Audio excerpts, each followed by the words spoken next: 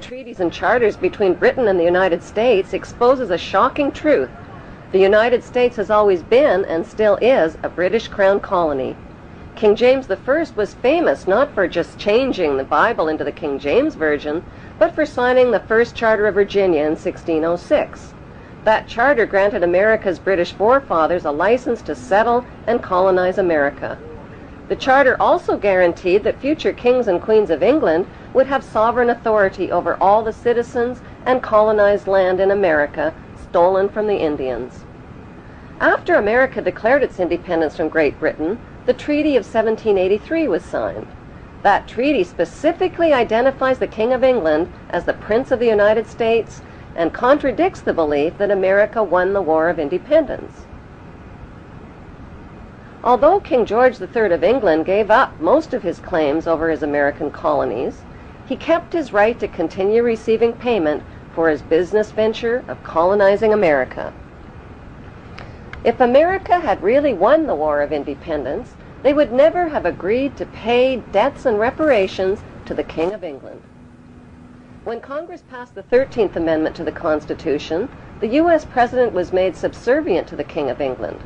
The 13th Amendment is called the Title of Nobility Amendment and forbids U.S. presidents and their officials from using royal titles like king or prince or baron. For some mysterious reason, the 13th Amendment, which was ratified in 1810, no longer appears on current copies of the Constitution. America's blood-soaked War of Independence against the British bankrupted America and turned its citizens into permanent debt slaves of the king. In the War of 1812, the British torched and burned to the ground the White House and all U.S. government buildings and destroyed ratification records of the U.S. Constitution. 1 century later, a corrupt U.S. Congress committed the biggest theft in world history.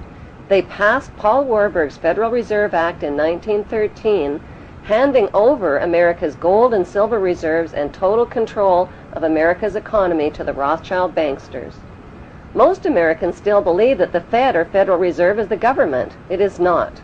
The Fed is a privately owned banking system whose majority Class A shareholders are the Rothschilds, Warburgs, Kuhn and Loeb, J.P. Morgan, Rockefeller, Israel Seif, and the Lehman Brothers.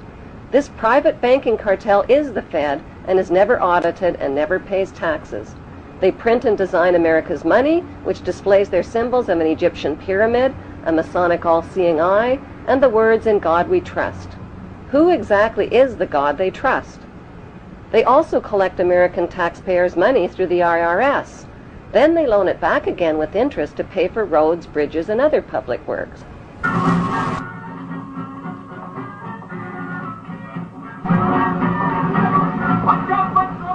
American presidents are handpicked and financed by these special interest power groups. Like George W. Bush, John Forbes Kerry, whose initials are JFK, is a member of Yale University's Skull and Bones Brotherhood. The Forbes part of John Kerry's name identifies his descendancy from Captain Robert Bennett Forbes, who was a drug runner for the Rothschilds' opium drug trade with China in the 1800s. Most U.S. citizens believe that the United States is a country and that the President is the most powerful man on earth. The United States is not a country. It is a corporation, and the President is President of the Corporation of the United States.